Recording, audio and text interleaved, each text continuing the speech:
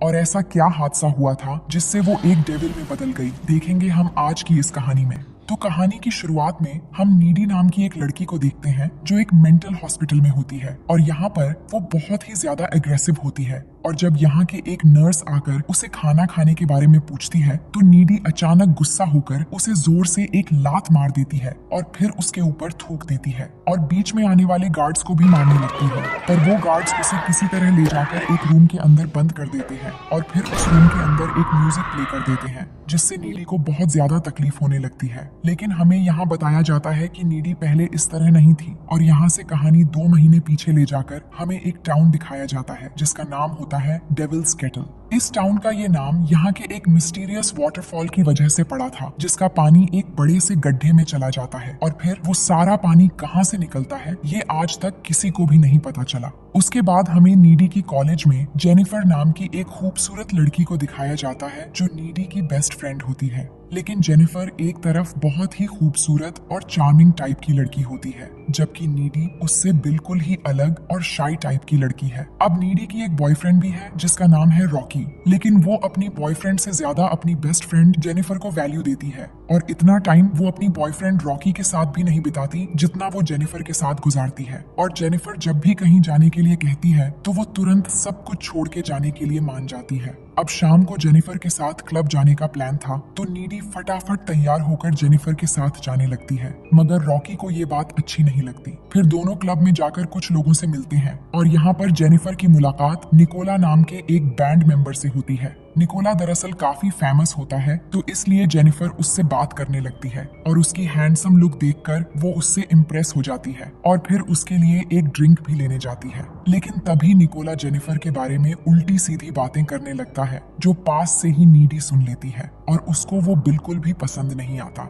जिसके बाद वो सब कुछ जेनिफर को बताती है लेकिन जेनिफर इन बातों को इग्नोर कर देती है और तभी निकोला का बैंड परफॉर्मेंस भी शुरू हो जाता है और सब निकोला की परफॉर्मेंस देखने लगते हैं। सब कुछ ठीक चल रहा था लेकिन कुछ ही समय के बाद अचानक से क्लब में आग लग जाती है जिससे चारों तरफ भाग दौड़ मच जाती है और बहुत सारे लोगों पर आग भी लग जाती है। लेकिन नीडी तुरंत जेनिफर को लेकर बाहर निकल जाती है और दोनों बच जाते हैं। लेकिन बाहर आने के बाद उनके पास निकोला आता है और जेनिफर को अपने साथ चलने के लिए कहता है। जेनिफर तो पहले से ही निकोला को देखकर इम्प्रेस हो गई थी तो वो मान जाती है और उसके साथ जाने लगती है। पर नीडी जेनिफर के जाने से बहुत परेशान हो जाती है और उसे मना करने लगती है क्योंकि निकोला जेनिफर के लिए एक अनजान लड़का था और उसे निकोला पर बिल्कुल भी भरोसा नहीं था। मगर जेनिफर नहीं मानती और उसके साथ गाड़ी में बैठकर चली जाती है। इसके बाद नीडी घर आ जाती है और परेशान होकर रॉकी को कॉल करके सारी बातें बताती है और जेनिफर के बारे में चिंता करने लगती है कि उसके साथ कोई अनहोनी ना हो जाए।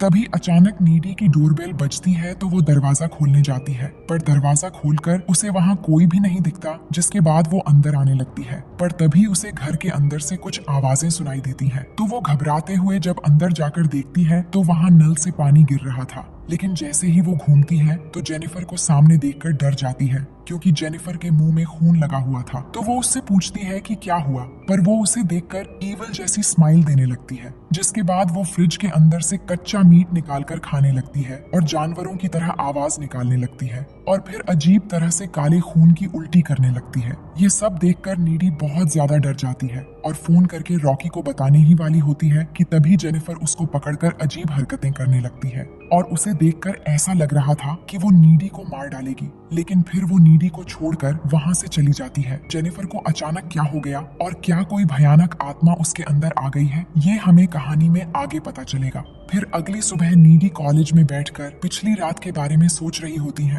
तभी वहाँ पर जेनिफर आती है जो पूरी तरह से नॉर्मल थी। ये देखकर नीडी शॉक हो जाती है और जेनिफर से बीती रात के बारे में पूछ पाती इससे पहले प्रोफेसर क्लास में आ जाते हैं और पिछली रात क्लब में जलकर मारे गए लोगों के बारे में बात करने लगते हैं। पर जेनिफर ये सब कुछ सुनते हुए हंसने लगती है और नीडी को ये बहुत अजीब लगता है। वहीं प्रोफेसर की बातें सुनकर जोनस नाम का एक लड़का जो फुटबॉल टीम का एक कैप्टन है वो रोने लगता है क्योंकि कल रात के आग में इसका एक दोस्त भी जलकर मर गया था। फिर क्लास के बाद नीडी रॉकी से मिलकर बीती रात के बारे में कहने लगती है कि रात को जेनिफर उसके घर में आकर अजीब तरह का हरकतें कर रही थी। वहीं हम देखते हैं कि स्कूल के फुटबॉल टीम का कैप्टन जोनस ग्राउंड में खड़ा होकर अपने दोस्त के मौत से बहुत ही ज्यादा दुखी था। तभी जेनिफर उसके पास आती हैं और उसके दोस्त के लिए सिंपैथी देने लगती हैं और उसको बातों बातों में बहला फुसलाकर जंगल में ले जाती हैं। फिर जंगल में जाने के बाद दोनों किस करने लगते हैं और यहाँ जंगल के बहुत सारे जानवर आकर उन्हें देखने लगते हैं, जिससे जोनस को थोड़ा अजीब लगने लगता है। पर ये सब इग्नोर करते हुए जेनिफर अपने कपड़े उतारकर उसे और करीब लाने की कोशिश करती है, लेकिन उसके बाद अचानक वो जोनस को धक्का दे देती है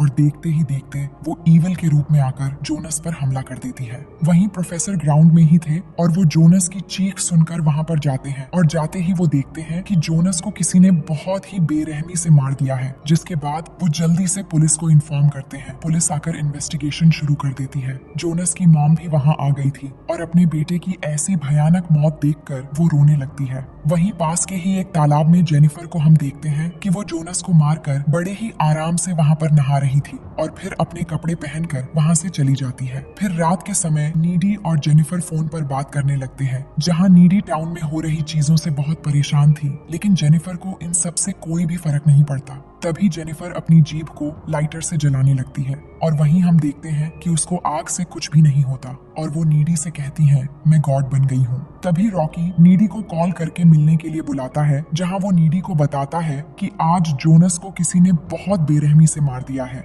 ये सुनकर नीडी और भी ज्यादा परेशान हो जाती है। फिर अगले दिन कॉलेज में सभी जोनस को श्रद्धांजलि देते हैं और उसके लिए प्रे करते हैं। सब उसके लिए बहुत दुखी थे, लेकिन जेनिफर को इन सब से कोई फर्क नहीं पड़ रहा था और वो बहुत हैप्पीली कॉलेज में आती है। फिर क्लास में प्रोफेसर ये बताते हैं कि लो सोल्जर बैंड का सॉन्ग इतना फेमस हो गया है कि उनका गाना एंथम बन गया है और अब वो बैंड अपनी कमाई का कुछ हिस्सा मरने वालों की फैमिली को देने वाले हैं। जिस पर नीडी कहती है कि वो लोग झूठे हैं और उन लोगों ने उस रात किसी की भी हेल्प नहीं की थी जिस रात क्लब में आग लगी थी। लेकिन इस पर क्लास की एक लड़की बैंड को सपोर्ट करने लगती है, जिससे उसके साथ नीडी की बहस हो जाती है। अब क्लास के बाहर कॉलिन नाम का एक स्टूडेंट जेनिफर को मूवी डेट के लिए पूछता है, पर जेनिफर उसको कहीं और ले जाने की बात करती है तो वो मान जाता है। तभी नीडी के पास रॉकी भी आता है तो नीडी उसे रात को मिलने के लिए बुलाती है। इसके बाद हम रात का सीन देखते हैं, जहां नीडी और रॉकी मिलकर एक दूसरे को प्यार करने लगते हैं और दोनों में रोमांस शुरू हो जाती है। वहीं कॉलिन को जेनिफर मैसेज करके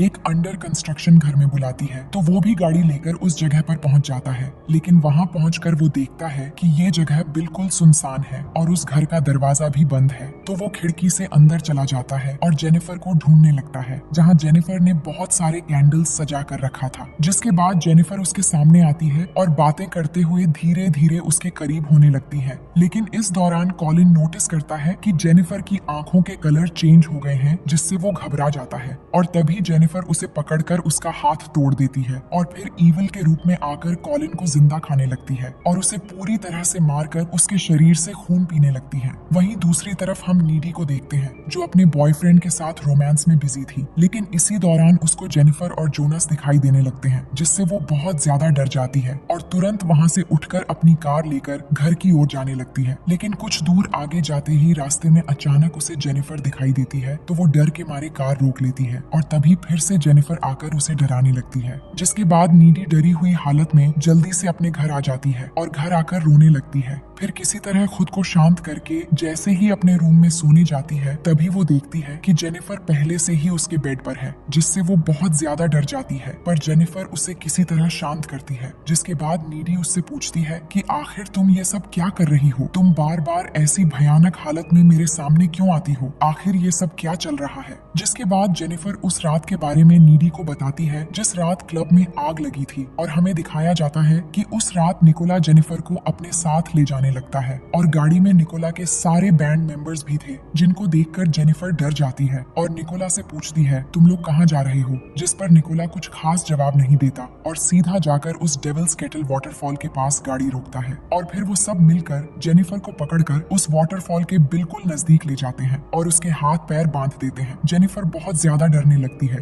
और चिल्ला चिल्लाकर बोल रही होती है कि तुम ये सब क्या कर रहे हो? तो निकोला उससे पूछता है कि क्या तुम वर्जिन हो? जिस पर वो डर के मारे झूठ बोल बोलती है कि हाँ, जिसके बाद निकोला कहता है कि हमारे बैंड को दुनिया में सबसे ज्यादा सक्सेस कराने के लिए हमें शैतान को खुश करना होगा और इसके लिए हमें एक वर्जिन लड़की को बलि देकर एक पैरानॉर्मल काम को पूरा करना पड़ेगा, इसलिए हम तुम्हें यहाँ बलि देने के लिए लाए हैं। ये सुनकर जेनिफर चिल्लाने लगती है, लेकिन निकोला उसकी एक नहीं सुनता और जेनिफर के पेट में चाकू मार देता है और उसे मारने के बाद चाकू को उस वाटरफॉल के गड्ढे में फेंक देता है और जेनिफर को वहीं पर छोड़कर सब चले जाते हैं। अब जेनिफर नीडी को बोलती है कि पता नहीं क्या हुआ था, पर उनके मारने के बाद भी मुझे अचानक होश आ गई और उस रात मैं सीधा तुम्हारे पास आ गई और मुझे बहुत ज्यादा भूख लगी थी, इसलिए मैंने फ्रिज से कच्चा मांस निकालकर खाने लगी। असल में हुआ ये था कि निकोला ने तो अपना पैरानॉर्मल काम पूरा कर लिया था और उसे लग रहा था कि अब उसका बैंड सक्सेस हो जाएगा, लेकिन उसमें एक कमी रह गई थी और वो थी जेनिफर की वर्जिन ना होना, क्योंकि जेनिफर ने डर के मारे झूठ बोला था कि वो वर्जिन है, जिस वजह से जेनिफर वापस जिंदा हो जाती है और उसमें इविल पावर्स आ जाते हैं। अब ये बताते हुए जेनिफर नीडी को विश्वास दिलाने के लिए अपने हाथ में एक कट लगाती है जो तुरंत ही वापस से नॉर्मल हो जाता है। अब ये सब देखकर नीडी काफी ज्यादा डर जाती है और जेनिफर को वहां से जाने के लिए बोलती है, जिसके बाद जेनिफर उसके घर की विंडो से कूदकर वहां से चली जाती है। पर नीडी को ये देखकर अजीब लग रहा था कि वो इतनी ऊंचाई से कैसे कूदकर यहाँ से चली गई। फिर अगले दिन नीडी जेनिफर के साथ जो कुछ हो रहा है उसके बारे में पता लगाने लाइब्रेरी जाती है और वहाँ पर कुछ बुक्स पढ़ने के बाद नीडी को ये पता चलता है कि निकोला ने जेनिफर को वर्जिन समझकर उसकी बलि दे दी थी, पर उसके वर्जिन न होने से उल्टा ईविल ने जेनिफर के बॉडी में कब्जा कर लिया और उसके अंदर ईविल की पावर्स आ गई। और उसे ये भी पता चलता है कि अगर जेनिफर को जिंदा रहना है तो उसे इंसानों को मारकर खाते रहना होगा और जेनिफर को मारने का बस एक ही तरीका है, उसके दिल पर वार करना। लेकिन अब नीडी को ये डर लगने लगता है कि कहीं जेनिफर उसके बॉयफ्रेंड रॉकी को भी न मार डाले, इसलिए नीडी रॉकी के पास जाती है और उससे ब्रेकअप कर लेती है। साथ ही उसे वो बुक दिखाकर सब कुछ बताती है कि जेनिफर अब एक डेविल बन चुकी है, लेकिन इस बात पर रॉकी विश्वास ही नहीं करता और वहाँ से चला जाता है। अब उसी रात कॉलेज में एक डांस पार्टी होने वाली थी, तो सभी स्टूडेंट उस पार्टी में जाने के लिए तैयार हो रहे होते हैं और रॉकी सोच रहा था कि आज रात वो नीडी को फिर से मना लेगा। वहीं नीडी भी तैयार होकर सबसे पहले उस पार्टी में पहुंच जाती है और वहाँ पार्टी भी शुरू हो चुकी थी,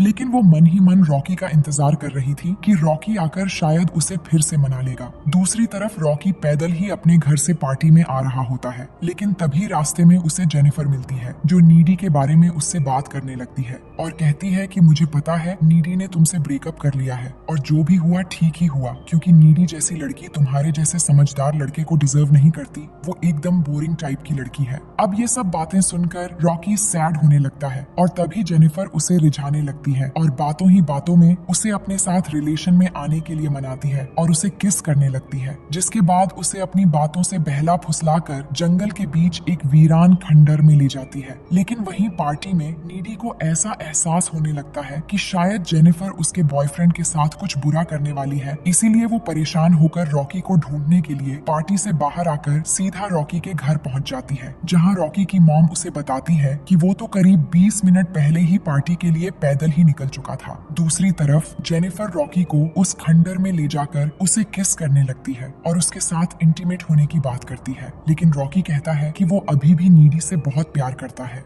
और तभी गुस्सा होकर जेनिफर रॉकी को पानी में गिरा देती है और उसे मारना शुरू कर देती है। वहीं नीडी रॉकी को ढूंढ रही होती है, तभी रास्ते में उसे एक फूल पड़ा दिखता है, जिससे वो समझ जाती है कि यही कहीं आसपास ही जेनिफर रॉकी को लेकर गई होगी। तभी उसे रॉकी के चिल्लाने की आवाज सुनाई देती है, तो वो तुरंत ही उस वीरान खंडर में पहुंच जाती है। वहां पहुंचते ही नीडी देखती है कि जेनिफर शैतानी रूप में आकर रॉकी को जख्मी करके खून पीना शुरू कर दी है, जो देखकर वो भी रॉकी को बचाने के लिए पानी में कूद जाती है और रॉकी को जेनिफर से छुड़ा लेती है और फिर उसे किसी तरह बचाकर ऊपर लेकर आती है। लेकिन इसके बाद जेनिफर सामने आकर नीडी को भी मारने वाली होती है। तभी रॉकी एक स्टील की पाइप से जेनिफर के पेट में वार कर देता है, जिससे जेनिफर जख्मी हो जाती है, लेकिन उसके अंदर शैतानी शक्ति की वजह से वो नहीं मरती और पाइप को निकालकर उस खंडर से भाग जाती है। वहीं रॉकी को जेनिफर ने बहुत ज्यादा जख्मी कर दिया था और उसका बहुत सारा खून भी बह गया था, इसलिए वो नीडी से आखिरी बार बातें करते हुए अपना दम तोड़ तोड़ देता है। इसके बाद अगले सीन में हम देखते हैं कि नीडी ये डिसाइड कर लेती है कि जेनिफर से वो अपने बॉयफ्रेंड का बदला लेकर रहेगी। वही जेनिफर को दिखाया जाता है जो बहुत ही आराम से अपने बेड में सोकर एक और लड़के को शिकार बनाने की सोच रही थी। तभी नीडी उसके घर की विंडो तोड़ के अंदर आकर उस पर हमला कर देती है, जिसके बाद दोनों के बीच एक जबरदस्त लड़ाई शुरू हो जाती है।